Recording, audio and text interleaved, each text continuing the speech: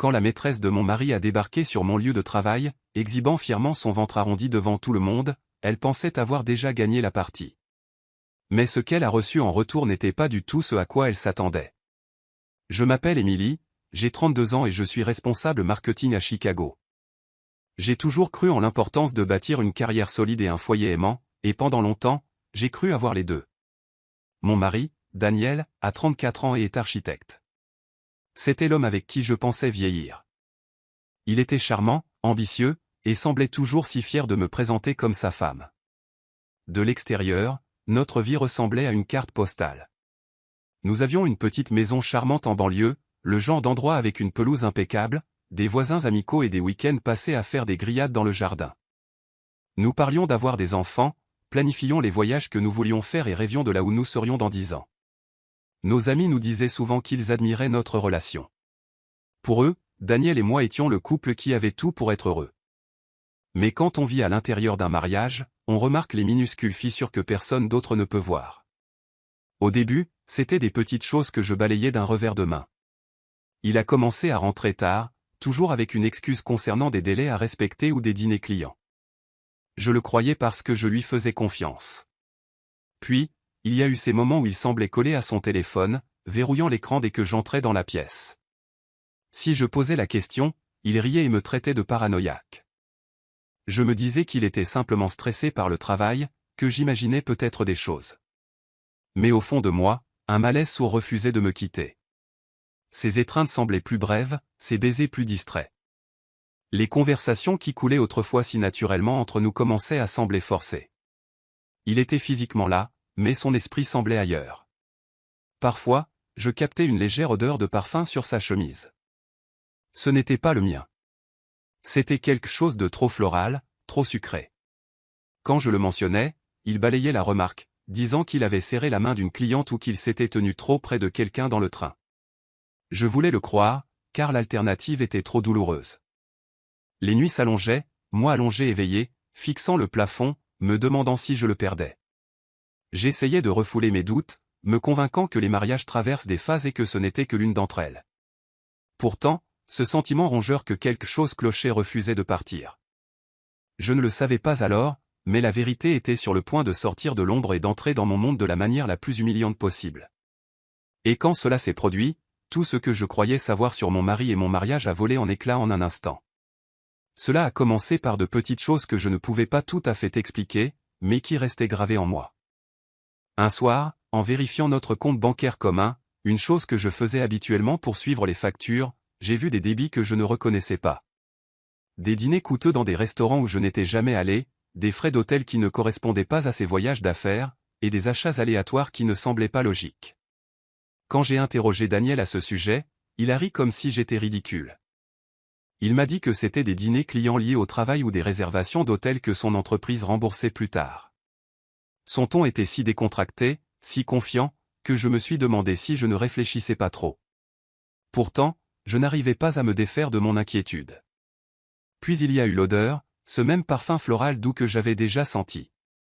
C'est devenu plus fréquent, parfois sur le col de sa chemise, parfois persistant sur sa veste. Ce n'était pas le mien. Quand j'ai soulevé le sujet, il a levé les yeux au ciel et a dit que j'imaginais des choses. « Penses-tu vraiment que je serais aussi imprudent ?» a-t-il demandé avec un sourire en coin qui me faisait me sentir toute petite. Il avait une façon de déformer la réalité pour que je finisse par me remettre en question. Chaque fois que je cherchais des réponses, il retournait la situation contre moi. Il demandait pourquoi je fouillais dans le compte, pourquoi je reniflais ses vêtements comme une adolescente jalouse. Je me sentais embarrassé, voire coupable, comme si j'avais fait quelque chose de mal en doutant de lui. Il me disait que j'étais peu sûr de moi ou paranoïaque, peut-être même un peu folle. Il disait que je le stressais avec toutes ces accusations sans fondement. Et parce que je l'aimais, parce que je voulais le croire, j'ai laissé ces mots s'ancrer en moi. J'ai commencé à penser que je réagissais peut-être vraiment de manière excessive. Mais peu importe mes efforts pour le faire taire, ce sentiment ne disparaissait pas. J'ai commencé à remarquer que son téléphone était toujours posé face contre table. Il l'emportait partout avec lui, même aux toilettes. Si je demandais à qui il envoyait des messages, il haussait les épaules et disait que c'était le travail. Il riait et me disait que j'étais jalouse de ses collègues, ce qui semblait ridicule, mais me faisait quand même ressentir de la honte d'avoir posé la question. Plus il me repoussait, plus la distance grandissait entre nous. Je m'asseyais en face de lui au dîner, le regardant faire défiler son écran pendant que je mangeais en silence. Je me sentais invisible dans mon propre mariage. J'avais envie de hurler, d'exiger qu'il me regarde dans les yeux et me dise ce qui se passait. Mais je n'arrivais pas à le faire. Je me disais que les mariages ont des hauts et des bas. Je me disais qu'il était juste stressé, et que si je lui laissais de l'espace, il reviendrait vers moi comme avant. À l'intérieur pourtant, je me sentais plus seul que jamais. Il y avait des nuits où je pleurais doucement pour qu'il ne m'entende pas, serrant mon oreiller pendant qu'il me tournait le dos et s'endormait en quelques minutes. J'avais l'impression de vivre avec un étranger, quelqu'un qui ne me cherchait plus, qui ne demandait plus comment s'était passée ma journée, qui ne semblait plus s'en soucier. Et pourtant, je restais. Je m'accrochais au souvenir de ce que nous étions, me convainquant que l'homme dont j'étais tombée amoureuse était toujours là, quelque part. Je me disais que si j'essayais juste un peu plus fort, si je tenais bon un peu plus longtemps, il reviendrait. Mais au fond, une petite voix ne cessait de chuchoter que je m'accrochais à quelque chose qui n'existait plus. C'était un après-midi ordinaire au bureau, le genre où tout semblait routinier. J'étais noyé sous les emails, écoutant d'une oreille les bavardages de mes collègues, quand l'atmosphère de la pièce a soudainement changé. Le claquement de talons sur le sol a attiré l'attention de tout le monde, et avant même que je puisse lever les yeux, j'ai entendu une voix que je ne reconnaissais pas appeler mon nom. Debout au milieu de notre open space se trouvait une jeune femme que je n'avais jamais vue auparavant. Elle ne devait pas avoir plus de 27 ans. Sa main reposait sur son ventre gonflé, sa grossesse impossible à ignorer. Mes collègues ont tous arrêté ce qu'ils faisaient, leur regard oscillant entre elle et moi. « Émilie » a-t-elle dit fort, la voix ferme et fière. « Je pense que tu devrais savoir que je porte l'enfant de Daniel. » Les mots ont résonné dans mes oreilles, lourds et tranchants. Pendant un instant, j'ai cru avoir mal entendu. Mais la façon dont mes collègues ont haleté, la façon dont certains ont échangé des regards écarquillés, m'a dit que non. Mon cœur cognait dans ma poitrine. Mes mains tremblaient sous mon bureau. La pièce, le monde entier semblait basculer. Jessica ne s'est pas arrêtée là. Elle a continué, sa voix devenant plus audacieuse à chaque mot. Elle a raconté au bureau comment elle et Daniel étaient ensemble, comment il était le père de l'enfant qu'elle portait, comment ils construisaient un avenir. Chaque mot était comme une lame me transperçant, et elle s'assurait que tout le monde entende. Je pouvais sentir les yeux de mes collègues me brûler, attendant ma réaction. Certains détournaient le regard, mal à l'aise, mais d'autres ne pouvaient cacher leur curiosité. Ils voyaient ma vie s'effondrer en temps réel. La honte m'a envahi par vagues, et pendant un instant, j'ai cru que j'allais m'effondrer là, sur place. Mais je ne l'ai pas fait. J'ai avalé difficilement, forcé mon visage à afficher un calme apparent, et je me suis levé. Mes genoux tremblaient, mais je les ai bloqués. J'ai croisé le regard de Jessica et j'ai dit, aussi calmement que possible, ce n'est pas l'endroit pour cette conversation. S'il te plaît, pars. Elle a eu un sourire en coin, comme si elle avait gagné quelque chose, et s'est tournée lentement, jetant un dernier coup d'œil autour de la pièce avant de sortir. Ses talons ont résonné jusqu'à ce que la porte se referme derrière elle, laissant derrière elle un silence lourd qui semblait m'étouffer. Je sentais mes collègues me fixer, mais je ne leur ai pas donné ce qu'ils attendaient. Je me suis rassise, j'ai tiré ma chaise près de mon bureau et j'ai fixé mon écran. Mes mains tremblaient tellement que je pouvais à peine taper, mais j'ai gardé une expression impassible. À l'intérieur pourtant, j'étais en miettes. L'humiliation me brûlait, pas seulement à cause de ce qu'elle avait dit, mais à cause de l'endroit où elle l'avait dit. Mon lieu de travail avait toujours été le seul endroit où je me sentais respecté, où ma voix avait du poids. Maintenant, en l'espace de quelques minutes, j'avais été mise à nu devant tous ceux avec qui je travaillais. Je ne les ai pas laissés voir les larmes qui menaçaient de couler. Je les ai retenues avec toute la force qu'il me restait. Si je cédais, si je me laissais m'effondrer là, alors Jessica aurait vraiment gagné. Alors je me suis fait une promesse à ce moment-là. Je ne serais pas celle qui se brise. Ce n'était pas la fin de moi, peu importe à quel point cela faisait mal. Elle avait peut-être marché sur mon lieu de travail en pensant m'avoir détruite, mais ce qu'elle ne savait pas, c'est qu'elle avait allumé un feu en moi à la place. Ce soir-là, quand je suis rentré à la maison, Daniel était assis sur le canapé avec la télé allumée, agissant comme si c'était une soirée comme les autres. Il a levé les yeux vers moi, a souri faiblement et a demandé comment s'était passée ma journée. La question semblait presque insultante, comme s'il n'avait aucune idée de ce qui venait de se passer. Ma poitrine brûlait du poids de tout ce que Jessica avait crié dans mon bureau. Mais j'ai gardé un visage impassible. J'ai posé mon sac, je me suis tenu devant lui et j'ai dit doucement, « Il faut qu'on parle ». Il a froncé les sourcils, coupé le son de la télévision et s'est penché en avant. « Qu'est-ce qui se passe ?» a-t-il demandé, sa voix trop décontractée.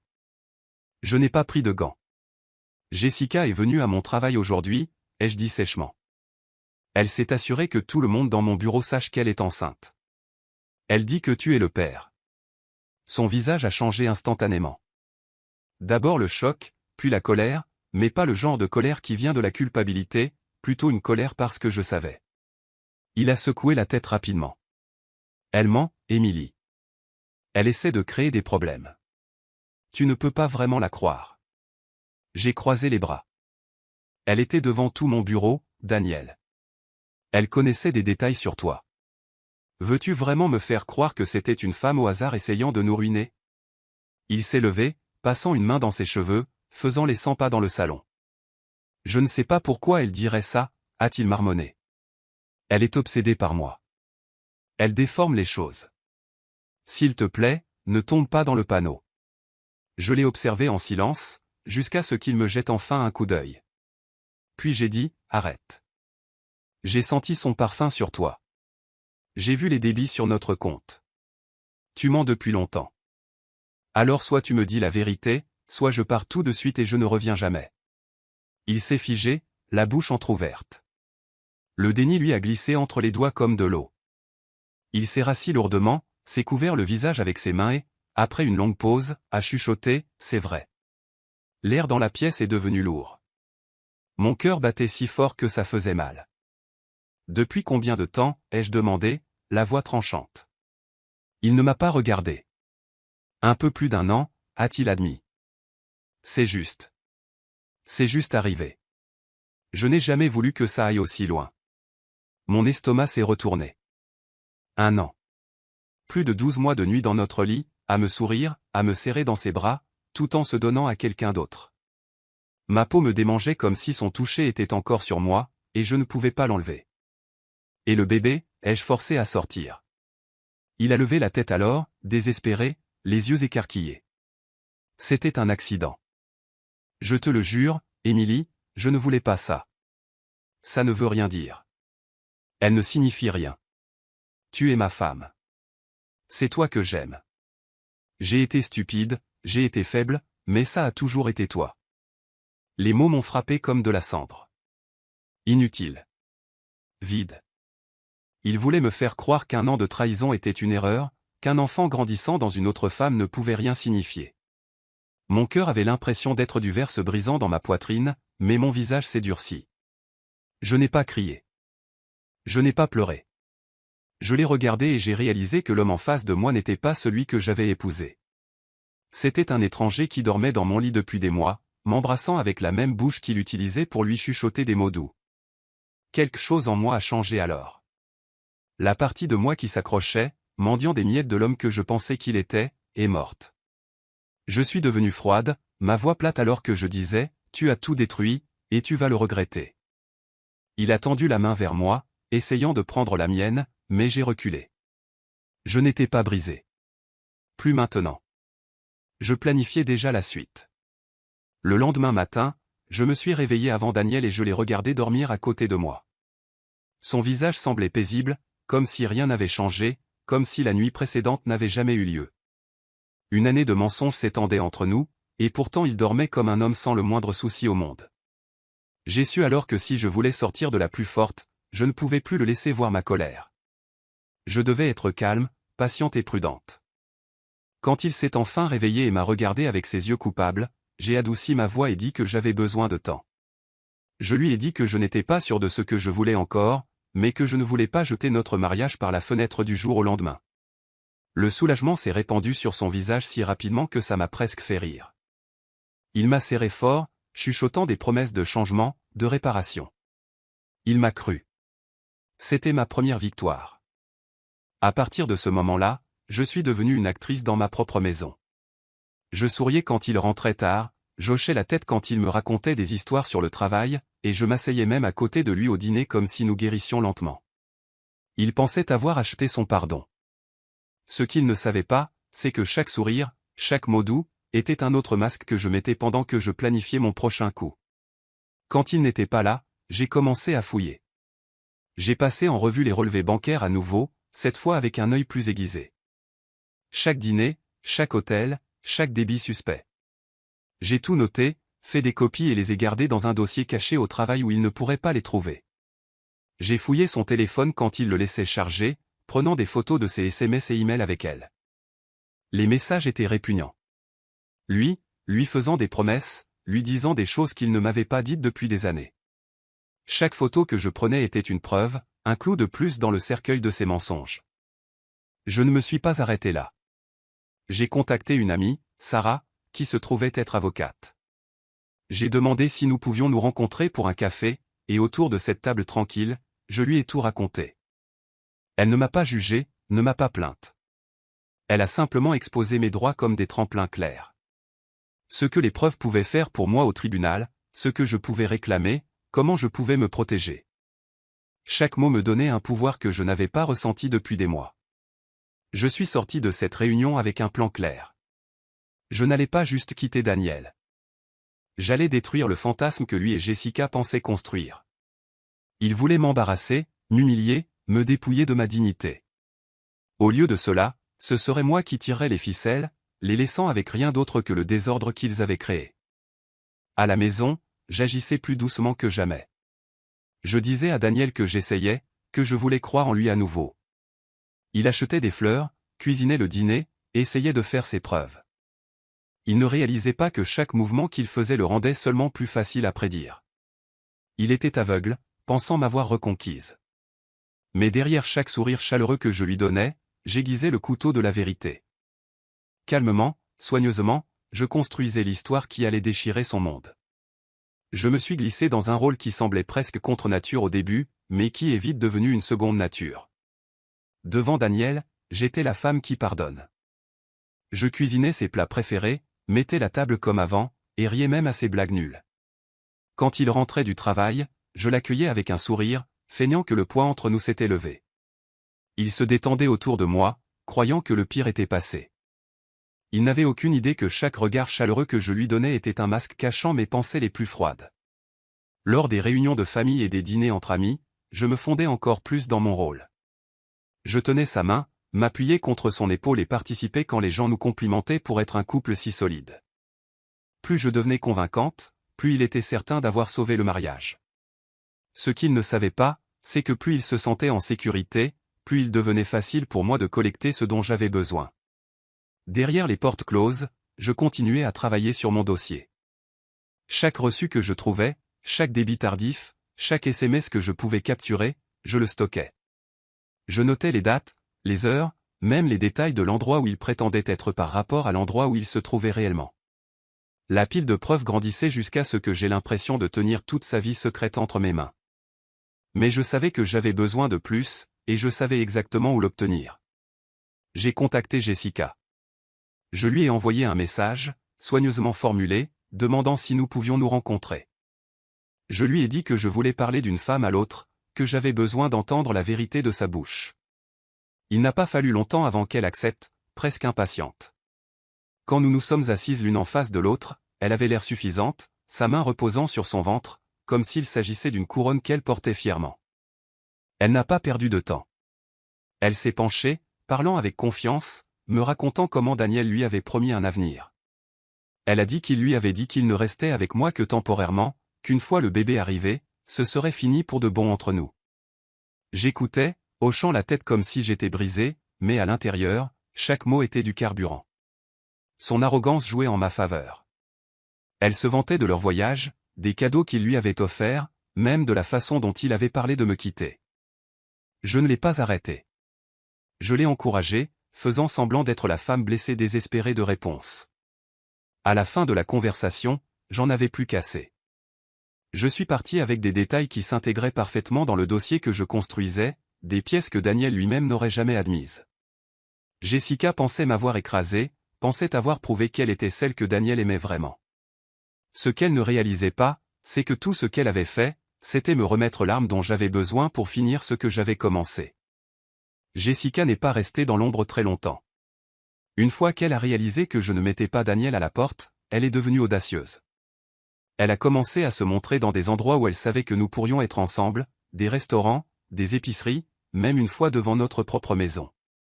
Elle agissait comme si elle était à sa place, comme si elle attendait qu'il la revendique ouvertement.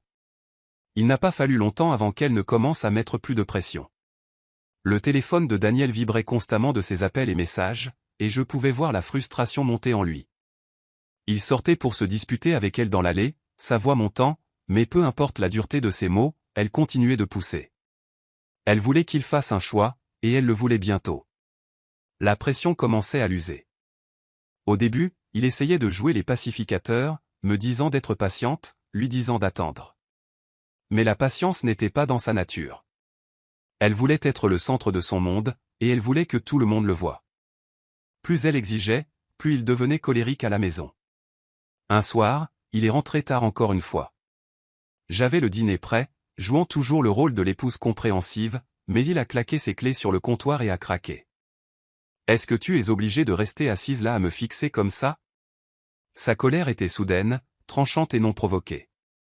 Je suis resté calme, demandant ce qui n'allait pas, mais il a levé les bras au ciel. « Tu ne comprends pas.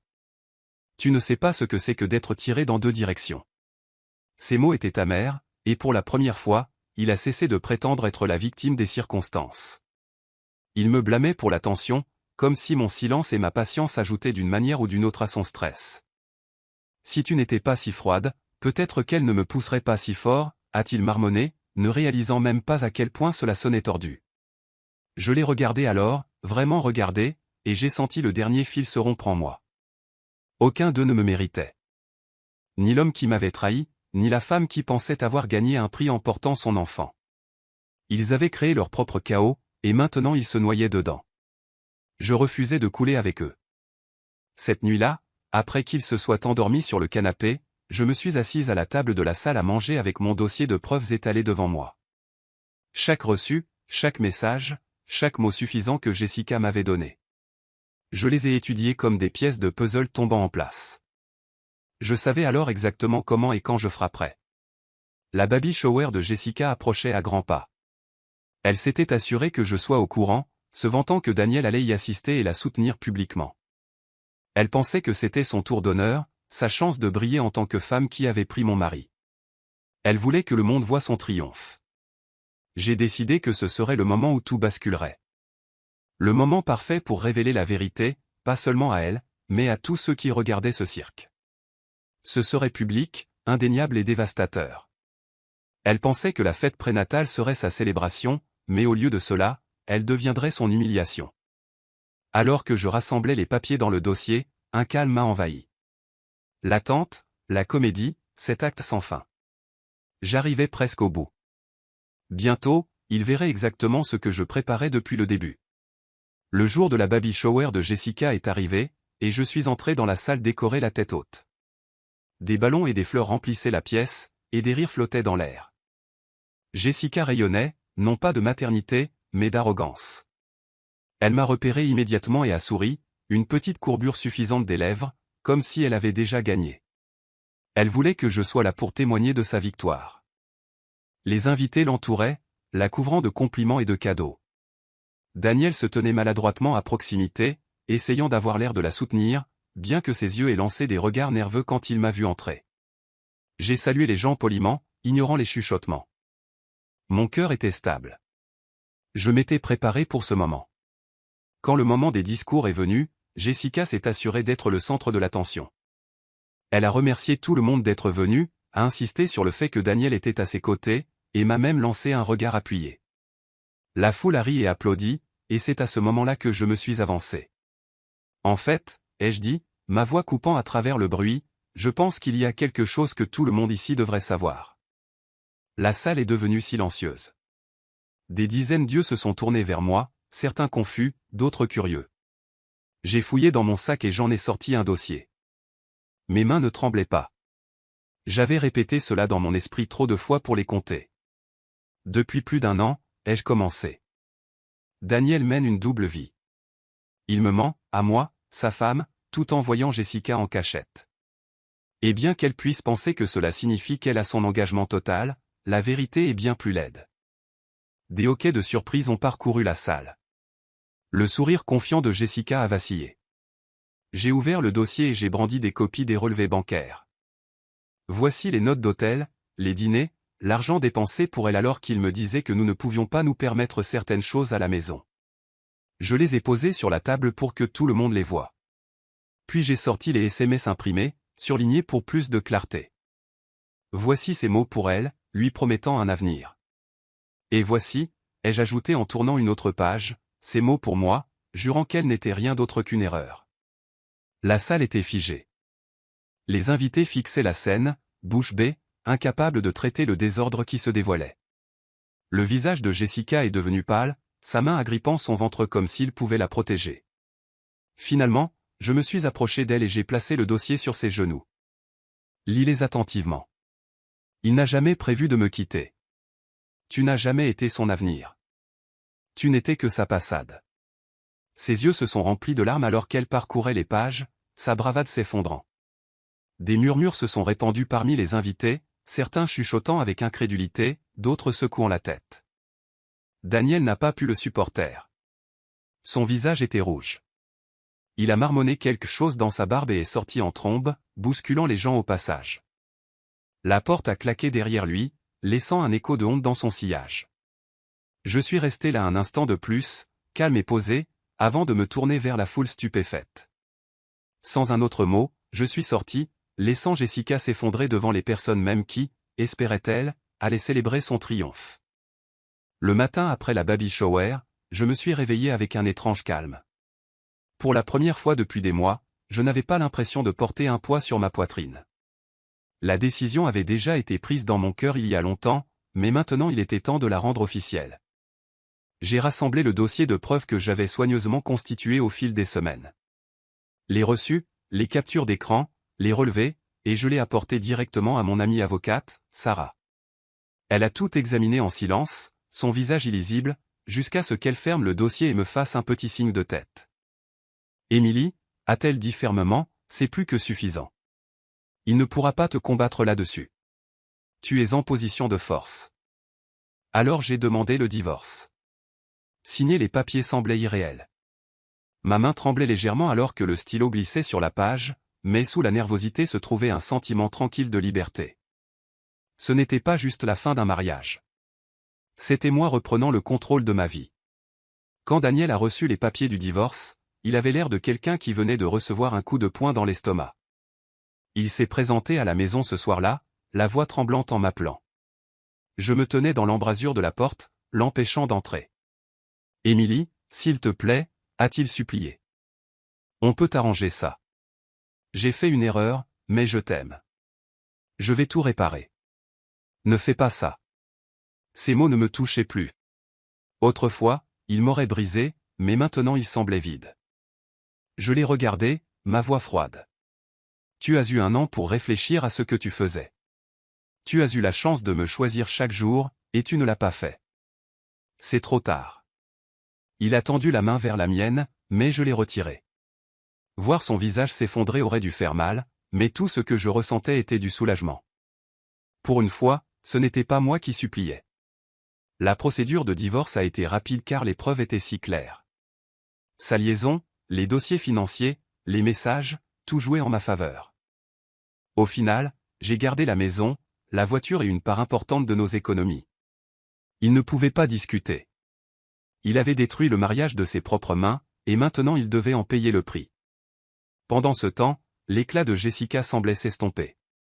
Les gens qui admiraient autrefois sa confiance la regardaient maintenant avec pitié ou dédain après la fête prénatale. Elle se retrouvait seule face à la réalité d'élever un enfant avec un homme qui ne prenait pas ses responsabilités. Daniel n'a pas emménagé avec elle, ne lui a pas tenu la main comme elle l'avait imaginé. Il était trop occupé à se vautrer dans sa propre honte et sa colère face à ce qu'il avait perdu. J'entendais des murmures d'amis communs racontant à quel point il était misérable, comment Jessica pleurait quand elle réalisait qu'elle n'aurait pas la fin de conte de fées qu'elle attendait. Mais je ne m'en suis pas mêlé. Ce n'était plus mon problème. Assise dans ma maison, la maison qui était maintenant entièrement la mienne, je ressentais un étrange mélange en moi. Il y avait du deuil, bien sûr. J'avais perdu l'homme en qui je croyais autrefois, le mariage auquel j'avais donné mon cœur. Mais à côté de la tristesse, il y avait quelque chose de plus fort. Le triomphe. Pas le genre superficiel qui vient de la vengeance, mais le genre plus profond qui vient de la justice. Ils pensaient m'avoir tout pris. Au lieu de cela, je suis parti la tête haute, avec ma dignité intacte, et avec la vie qu'ils avaient essayé de briser toujours fermement entre mes mains. Une fois le divorce prononcé, le calme dans ma maison semblait différent. Ce n'était plus le silence de la solitude. C'était la paix. Il n'y avait plus de disputes tardives, plus de regards suspects sur son téléphone, plus de parfums persistants sur ses chemises. Pour la première fois depuis longtemps, je pouvais respirer sans me demander quel mensonge se cachait dans l'air autour de moi. Je ne vais pas prétendre que c'était facile. Certaines nuits, je restais éveillé à me souvenir des années que j'avais données à Daniel, de la confiance que j'avais placée en lui, et de la négligence avec laquelle il l'avait jeté. Ces souvenirs piquaient encore. La trahison laisse des cicatrices, et je savais que les miennes ne s'effaceraient jamais complètement. Mais les cicatrices sont la preuve de la survie, et chaque fois que je regardais ce que j'avais reconstruit, je me rappelais que je n'avais pas été détruite. Je savais que je ne lui pardonnerais jamais. Pardonner signifierait excuser ce qu'il a fait, et il n'y avait rien d'excusable dans la façon dont il a vécu 2 vies tout en dormant dans mon lit. Je ne pardonnerai jamais à Jessica non plus. Elle se comportait comme si elle avait gagné un grand prix, mais à la fin, elle n'était qu'une autre pièce dans sa toile de mensonges. Ils voulaient tous les deux que je sois celle qui est brisée, mais j'ai refusé de leur donner cette satisfaction. Ce que j'ai trouvé à la place, c'est la liberté. Ma vie n'était plus liée à ses choix, ne dépendait plus de ses humeurs ou de ses trahisons. Je pouvais décider où je voulais aller, qui je voulais être et comment je voulais vivre. J'ai commencé à me concentrer sur moi-même d'une manière que je n'avais pas faite depuis des années. De petites choses m'apportaient de la joie. Des matinées tranquilles avec un café sous mon porche, de longues promenades où je n'avais de compte à rendre à personne, des soirées où la maison semblait être la mienne seule. Je ne chassais pas une fin de conte de fées, et je n'avais pas besoin d'une nouvelle histoire d'amour pour prouver ma valeur. Ce dont j'avais besoin était exactement ce que j'avais trouvé en moi-même. Plus forte, plus affûtée, plus aveugle au jeu auquel les gens jouent. Daniel pensait m'avoir brisé. Jessica pensait m'avoir remplacé. Mais à la fin, aucun d'eux n'a gagné. Je me tenais dans les ruines de ce qu'ils avaient essayé de construire, et j'ai réalisé qu'ils avaient seulement dégagé le chemin pour que je recommence selon mes propres termes. Je ne suis pas parti avec amertume, mais je suis parti avec la vérité. Et la vérité était suffisante. Elle était plus forte que les mensonges qu'ils tissaient, plus forte que l'humiliation qu'ils essayaient de me faire subir. Elle était à moi, et elle m'a libéré. Ils pensaient m'avoir brisé. Elle pensait m'avoir remplacé. Au lieu de cela, j'ai pris tout ce qu'ils ont essayé de détruire et je l'ai transformé en la vie que je mérite. Si vous étiez à la place d'Émilie, seriez-vous parti comme elle l'a fait, ou auriez-vous essayé de gérer cela d'une autre manière? Je suis vraiment curieuse d'entendre ce que vous auriez fait, alors laissez vos pensées dans les commentaires ci-dessous. Et si vous aimez les histoires comme celle-ci, n'oubliez pas de rester dans le coin et de cliquer sur le bouton s'abonner, pour ne pas manquer la prochaine.